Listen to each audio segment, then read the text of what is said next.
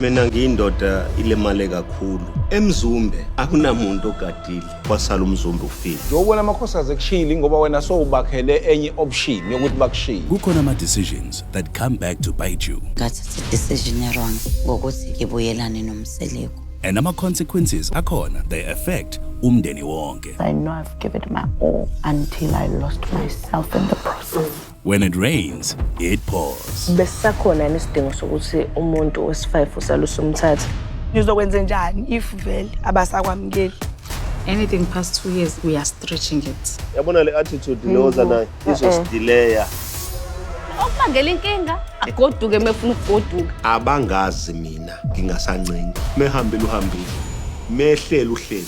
Ubukeka sengathi umthombeni ufike kwangqingetshe. Indlu kaMseleku iyanethwa ngempela. Hi guys, welcome back to my YouTube channel. Please like, share, and don't forget to subscribe. Uthando Nesithembu season 9 trailer is out, and nanabona ukuthi almost Mseleku usiphethe.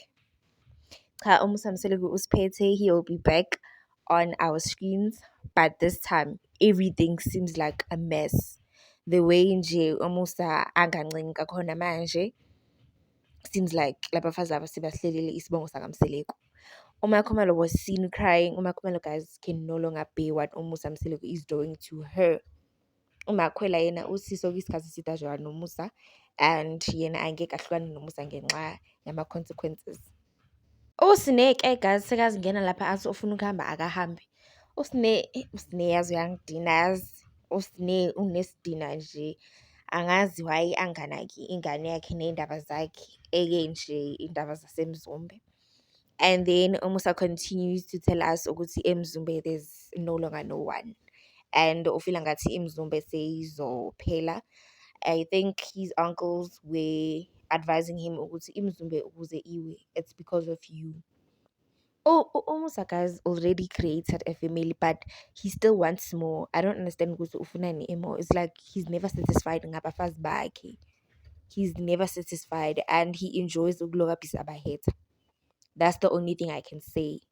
Then when it comes to Umayeni athi yena uyazisola ukuthi why wabuyelana noMusa. She thought ukuthi uMusa uzoshintsha, but it seems like Umusa uba more arrogant. Guys, as Umusa as yo. Guys, akekho umuntu ostressa i-country njengoChris. Uyastressa. Uyatreat abafazi bakhe ngakhona. But guys, let us just stay tuned and sibone nge-4 February ukuthi basiphatheleni. Yeah, that's all I have for today. What are your thoughts on this? Thank you for watching.